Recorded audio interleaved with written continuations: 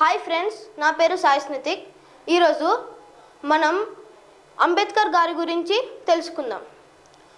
అంబేద్కర్ గారి గురించి నేను ఇప్పుడు చెప్తా, మీరు వినండి. కూర్చున్నా తప్పే, నిలుచున్నా తప్పే, గుడికి వెళ్ళినా తప్పే, బడికి వెళ్ళినా తప్పే, ముట్టుకున్నా తప్పే, చివరికి నీళ్లు తాగినా తప్పే.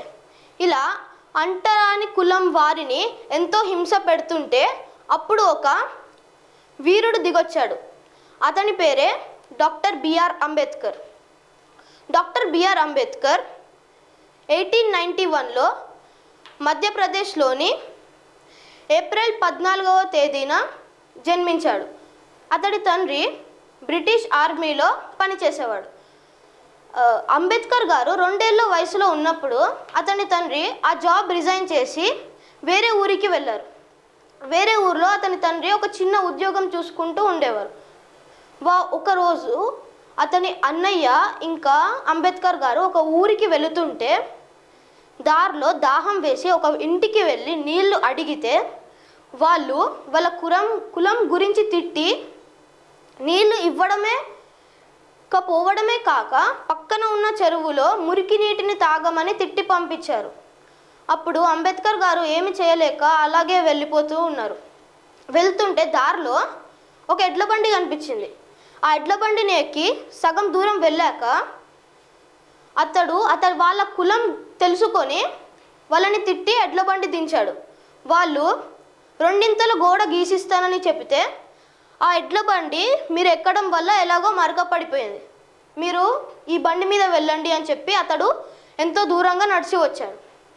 అలాగే అందరు పిల్లలు గదిలో కూర్చుంటే క్లాస్ లోపల కూర్చుంటే అంబేద్కర్ గారు తలుపు బయట కూర్చొని పాఠాలు వినేవారు. ఒకరోజు టీచరు ఒక క్వశ్చన్ ఇచ్చి దానికి ఆన్సర్ రాయమంటే క్లాస్లో ఉన్న ఒక్క పిల్లవాడు రాయలేదు. అంబేద్కర్ గారు నేను రాస్తాను అని చెప్పాడు. అప్పుడు ఆ టీచర్ ఓకే రాయు, ఈ బ్లాక్ బోర్డ్ మీద రాయు అని చెప్పింది. అయితే వెళ్తుంటే ఆ బ్లాక్ బోర్డ్ దగ్గరికి ఒక పిల్లవాడు లేచి అక్కడ మా టిఫిన్ డబ్బాలు ఉన్నాయి, అతడు అక్కడికి వెళ్తే మా టిఫిన్ డబ్బాలు మరకపడిపోతాయి, అతడు అక్కడికి వెళ్ళడానికి వీలు లేదు అన్నాడు. అతడు అక్కడికి వెళ్తే మేము ఈ క్లాస్ రూమ్లో నుంచి బయటికి వెళ్తామన్నాడు. అప్పుడు అంబేద్కర్ గారు ఏమి చేయలేక బయటికి వెళ్ళిపోయాడు. అలాగే అతడు చదువులు పూర్తి చేసి 10th క్లాస్కి వచ్చాడు. 10th క్లాస్ మంచి మార్కులతో పాస్ అయ్యాడు. అప్పుడు ఒక టీచర్కి అంబేద్కర్ గారి మీద అభిమానంతో అతడి పేరు అంబా వాడేకర్ ఫస్ట్. అప్పుడు అతని పేరు అంబేద్కర్ అని పెట్టాడు. అప్పటి నుంచి అంబేద్కర్ అని పిలవడం మొదలుపెట్టారు. అయితే అతడు ఉన్నత చదువుల కోసం ఒక రాజు దగ్గరికి వెళ్ళి అతడు ఉన్నత చదువులు చదువుకోవాలనే ఆశ ఉందని చెప్పి అతడు ఉన్నత చదువుల కోసం 25 రూపాయల స్కాలర్షిప్తో అతడు ఉన్నత చదువులు పూర్తి చేశాడు. దాని తర్వాత అతనికి ఒక జాబ్ వచ్చింది. కానీ నేను ఇంకా చదవాలని ఉండి అతడు పై చదువుల కోసం మళ్ళీ ఆ రాజు దగ్గరికి వెళ్ళి నేను పై చదువులు కూడా చదవాలని అనుకుంటున్నా అని చెప్పాడు. ఆ రాజు ఓకే అని చెప్పాడు. కానీ దానికి ఒక కండిషన్ పెట్టాడు. ఆ కండిషన్ ఏంటంటే అతడు పై చదువులు పూర్తి చేయొచ్చు, అతను పర్మిషన్ ఇస్తాడు. కానీ ఆ పై చదువులు పూర్తి చేసి తిరిగి ఇండియాకి వచ్చిన తర్వాత అక్కడ 10 ఏళ్ళు పని చేయాలని ఒక షరతు పెట్టాడు. అంబేద్కర్ గారు ఒప్పుకొని 8 రూపాయల స్కాలర్షిప్తో అతడు అమెరికాకు వెళ్ళి అమెరికాలో స్వేచ్ఛ అంటే ఏందో చూశాడు. ఎందుకంటే అమెరికాలో ఇలా కులం గురించి చెప్పుకుంటూ అవన్నీ ఏమీ ఉండేవి కాదు, అందరికీ ఈక్వల్ రూల్స్ ఉండేవి. అతడు అక్కడ స్వేచ్ఛ అంటే ఏందో చూశాడు. అక్కడ చదువులు పూర్తి చేసి లండన్లోకి వెళ్ళి లండన్ లైబ్రరీలో అతడు అన్ని పుస్తకాలు చదివాడు. ఆ అన్ని పుస్తకాలు దేనికి సంబంధించినవంటే రాజులు మంత్రుల గురించే చదివాడు.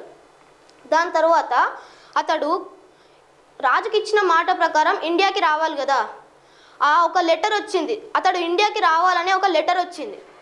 ఆ లెటర్ చదివి అతడు తిరిగి ఇండియాకి వచ్చాడు. తిరిగి ఇండియాకి వచ్చిన తర్వాత అతడు ఇచ్చిన మాట ప్రకారమే జాబ్ చేస్తున్నాడు. జాబ్ చేస్తుండగా అతడి కింద పని చేస్తున్న పని వాళ్ళు అతనికి ఏదైనా వస్తువు, ఎగ్జాంపుల్ ఇప్పుడు ఫైల్, ఏదైనా చేయడానికి ఫైల్ ఇస్తారు కదా, ఆ ఫైల్ అతనికి ఇవ్వడం ఇష్టం లేదని అతని టేబుల్ మీదకి విసిరేసేవారు. అది అంబేద్కర్ గారికి నచ్చక రాజు దగ్గరికి వెళ్ళి చెప్తే రాజు నేనేం చేయలేను అంటే అతడు ఆ జాబ్ని రిజైన్ చేసి వేరే ఊరికి వెళ్ళి అక్కడ ఆదాయం కోసం ట్యూషన్లు, బిజినెస్లు చెప్పుకుంటూ ఉండేవాడు.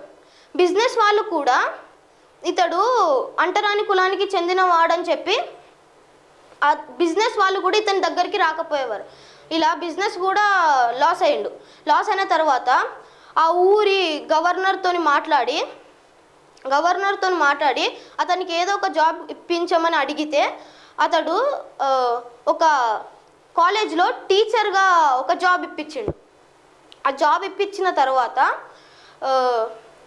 ఆ జాబ్ చేసుకుంటూ ఉన్నాడు. ఆ తర్వాత అతడు రాజకీయంలోకి వెళ్ళాడు. రాజకీయంలో అతడు ఇలా అంటరాని కులం అనేది ఏది ఉండదు, అందరికీ ఈక్వల్ ఉండాలని చెప్పి ఎప్పుడూ పోరాడేవాడు. ఒకరోజు అంటరాని కులాల వారికి ఒక హక్కు, అది ఇప్పుడు అంటరాని కులాల వాళ్ళు బడికి గుడికి వెళ్ళొద్దు అనే ఒక రూల్ ఉంది కదా, ఆ రూల్ లేదని చెప్పాడు. అప్పుడు అందరూ బడికి గుడికి వెళ్ళేవారు.